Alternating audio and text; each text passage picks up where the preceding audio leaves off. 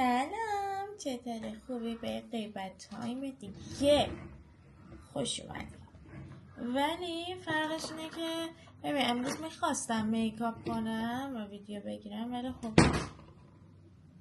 سر صدا میکنم. دوستم اینجا بود، بعد دیگه مشغول حرف زدن شدم و اینا، فراموشم شد. عجلم داشتم مثلا اینجوری باشم که خب حالا بشین، هر وقت رفتی پا میشم. خواستم شیک مثلا ما موچین اینا رو بردارم، گفتم الان شیک کور میشم با دست رفتن تو کاری. آره خلاصه که پس موقع میکاپ نتونستم بگیرم، گفتم الان که شب و دیگه میخوام پاک کنم برم بگیرم بخوابم دیگه، الان بیام بگیرم یه بارم موقع پاک کردن کنارم دیگه بشیم. چطوری؟ خوبی؟ چه خبر؟ از چند روز پیش تا الان چی عوض شده توی زندگی؟ آیا پیشرفت نه چندان هر چند کوچکی داشتی؟ من روز داشتم فکر میکردم که مثلا خیلی از کارهایی که تو زندگی میخواستم بکنم و سر اینکه مثلا اون پیشرفت بزرگیه و به چشم نیومده ول میکردم واسه. بعد گفتم خب چه من دیدم به اون چیز بزرگ است، به اون هدف اصلی بزرگ کننده است که مثلا این کارا رو میخوام بکنم که به اون برسم. و وقتی به اون نمیرسم در تایم کم، چون من خیلی اصلا آدمیم که اصلا توی چیز صبر نداره، تو هیچی. یعنی اگه من الان یه چیزی رو میخوام، من الان میخوام دیگه، بعدا ممکنه اصلا اون رو نخوام اصلا. بعد حالا داشتم اینو میگفتم که یادم رفت در این حد حافظم قویه، یادم رفت چی داشتم میگفتم.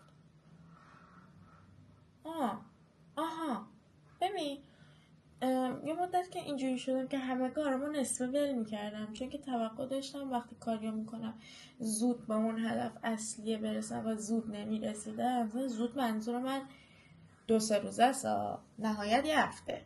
من نهایت یه هفته‌ای باید برسم، یه هفته‌ای بیشترین تایمیه که من تحمل دارم. بعد گفتم خب بیا یه کاری کن، بیا واسه خودت هدفهای کوچولو کوچولو بذار. مثلا هدف یه روزم صرفا فقط اینه که یه روز برم باشگاه، بعد دوباره فرداشم هدفم اینه اون روزم برم باشگاه. مثلا اینجوری که هدفمو خورد میکنم، هدف بزرگمو به هدفهای کوچیک کوچیک خورد میکنم. بعد این باعث میشه که خب بیشتر روش بایستم و بهش پایبند بشم. مثلا واسه زبان ترکی مگه من انیشتینم؟ اصلا توقعی که خودم دارم یه هفته همه چی رو یاد بگیرم عجیب غریبه. خودم هم قبول دارم اینو، ولی خب هست دیگه. توقع دارم که مثلا چیز باشه، نابغه زبان بین الملل، یه هفته مثلا ترکی بخونم یاد بگیرم. بعد واسه همینه که 2 سال من ترکیم کامل تمام نشده. یعنی الان میفهمم حرف میزنم ولی کامل نیست اصلا ترکیه من. و گفتم که این اواخر چند وقت پیش خودم گفتم دوباره دولینگو ریختم. دولینگو اپلیکیشن آموزش زبانه. اگه انگلیسی بلد باشید خیلی راحت باشین فیلم زبان یاد بگیرید. بعد دولینگو ریختم، گفتم هر روز قبل خواب یا اصلا کلا روزانه یه قسمت از این دولینگو رو من باید بازی کنم. حالت بازی هم داره، جوری نیست که تو اگه بخوای چیز کنی حوصلت سر بره. یعنی درس خوندن آنچنانیه عذاب آور زجرآور نیست. سر اون این هدفه رو کوچیک کوچیکش که میکنم بهش پایبند میمونم. مثلا چی مثال بزنم؟ واسه راه رفتن رو تردمیل، من رو تردمیل واقعا حوصلم سر میره. هر چقدر موزیک گوش بدم، هر کاری هم کنم، من حوصلم سر میره یه کاری رو تکرار انجام بدم. مثلا منتظر باشم. صبر کردن بزرگترین عذابیه که میشه به من وارد کرد. یعنی اگه میخوای من یه کاری کنی خودم بکشم بیارم راحت شم در این دنیا، الان اینو من بذارم این دیمانیتایز میشه بی تربیت. این یک مثال بود. حالا منظورم خودتون میفهمید. اگه میخوای من به اون درجه از چیز برسم، به هم بگو صبر کنم واسه یه چیزی. من از دست میدی به خدا.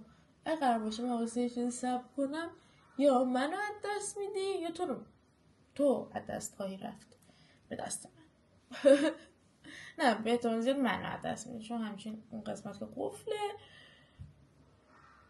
کافی به من بگید واسه یه چیز صبر کنم، صبر نمی کنم، اصلا نمیتونم صبر کنم، دیوونه میشم. اینو داشتم میگم، رو تردمیل حوصله‌ام شدید سر میره و خودم گول میزنم. مثلا اول میگن 10 دقیقه راه برو، 10 دقیقه راه میرم، حواسم که پرت میشه اون 10 دقیقه میشه 10 دقیقه و 1 ثانیه. میگم خب دیگه بدبخت شدی، باید 15 دقیقه راه بری. بعد همینجوری آبزش بینی هم گرفتم. بعد همینجوری هی ادامهش میدم. فعلا رسیدم تا 35 دقیقه آخرین میزانی که روی تردمیل صرفا راه رفتم. یعنی نمیدونم اما رو سرعت 6 راه میرم، سریع راه رفتن سریع، تپ تپ تپ تپ تپ. آره تازه نمیدونم اصلا بخوام بدوم که اصلا نفسم هم میاد، همینجا قش میکنم. خب نگاه کن، آرایشم با میسلار پاک کردم. پریش ذهنی شدید دارم با گلیکولیک اسید با گلیکولیک اسید تونره واسه اوردینری. بعدش تمیزش میکنم قشنگ ناناییشم، چون که پریروز رفته بودم فیشیال و اگه الان میخوام نانایی نکنم این پوست تمیز جا داره واسه کثیف شدن. بله.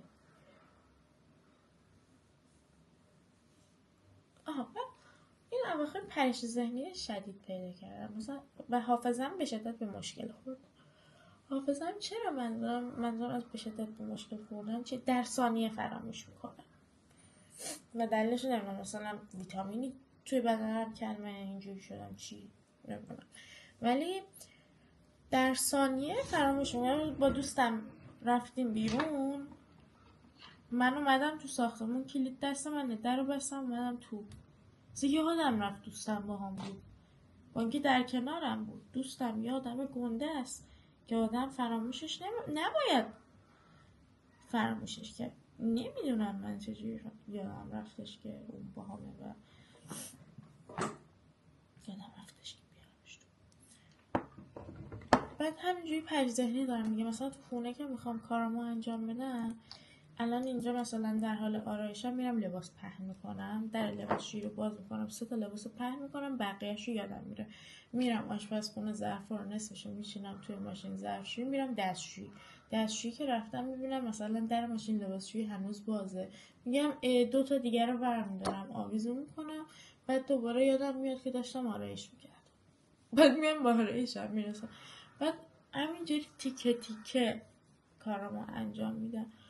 نمیدونم پریش ذهنیه چیه، چه کوفت زهرماریه، ولی تقریبا همین باعث شده که نصف کارام نصف. بعد این واسه کارهاییه که مثلا میبینم و جلوی چشمم میاد، کارهایی که مثلا توی گوشی میکنم یا کلا کارهایی که مثلا اینجوری عملی جلوی چشم نیست، مثلا آرایش کردم، لباس پهن کردم، جلوی چشم نیست، یادم میره. مثلا نصف انجام دادم کارا رو یادم میره، یا هفته دیگه یادم میاد که من داشتم اون کار رو انجام میدادم و نصف ولش کردم. چی زدم الان به صورتم؟ اوردینری نیاسینامید سرم میشه زدم. یه ذره بذاریم بمونه، بعد اون یکی رو بزنم روشم، یه آبرسان بزنم. بعد امروز رفته بودم یه ایونت ناناز، فهمیدم بشه این بخوام باهاتون رو راست باشم، یعنی یکی از بزرگترین چیزهایی که جلوی پیشرفت منو گرفته از بچگی ایرانی بودنم بوده. یعنی امروز قشنگ عمیق داشتم بهش فکر میکردم و عمیق مثلا این که من تو اون لوکیشن به دنیا اومدم، خود چیز منظورم نیست، من اصالت منظورم نیست، به دنیا اومدن منظورمه. مثلا تو میتونی ایرانی باشی، مامان بابات ایرانی باشن، تو از این لحاظ ایرانی میشی، ولی تو اگه اونجا به دنیا بیای و اونجا بزرگ بشی، میتونی بیشتر این اتفاق مقصر بیشتر اتفاقای زندگیت بدونی. یعنی بیشتر بدبختی تو میتونی بندازی تقصیر این اتفاق. چرا؟ چون واقعا هست. و قشنگ امروز داشتم بهش فکر میکردم که چرا مثلا یه همچین اتفاقی باید میافتاد. من اگه یه همچین اتفاقی نمیافتاد از همین چیزی که از این چیزی که الان هستم خب 100 برابر موفق‌تر بودم واسه خودم حداقل. و خیلی از موضوع ناراحت و غم انگیز بودم. و نه تنها این موضوع توی چیزم تاثیر گذاشته، توی مثلا زندگی کاری و شغلیم تاثیر گذاشته، توی زندگی شخصی هم تاثیر گذاشته و میشه گفت یه روز در میون سر این موضوع گریه میکنم. الانم حرف بزنم گریه هم میکنم راجبش. به هیچ عنوان مثلا کسی نباید راجب همچه موضوعی که تأثیری که این که تو ایران به دنیا آمدم روی زندگی شخصی گذاشته کسی نباید راجبش با هم حرف بزنه، چون بغضی میشم و گریه هم میگیره و یه روز در میون بیدلیل زل میزنم به دیوار یا میفهمن دارم گریه میکنم. پس یه عالمه آب رسان میزنیم.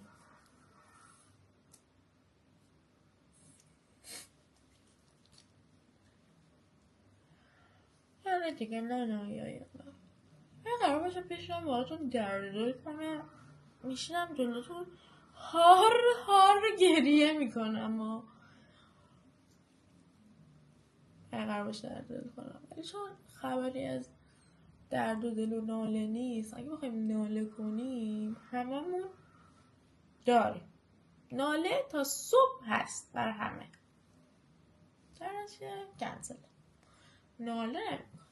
بعد از یه طرف من مشکل دارم نمیتونم مثلا حرف بزنم، مثلا میریزم تو خودم، انقدر میریزم تو خودم، انقدر میریزم تو خودم تا به مرز انفجار برسم و منفجر شم، وگرنه حرف نمیزنم.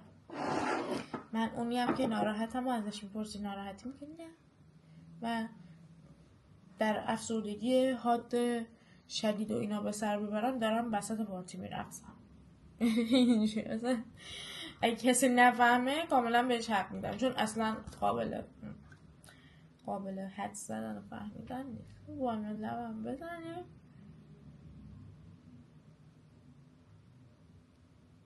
و بوس شما رو بدیم و بخواب. شب شما خوش. گودی های من نانازتون شبتون بخیر. بای بای.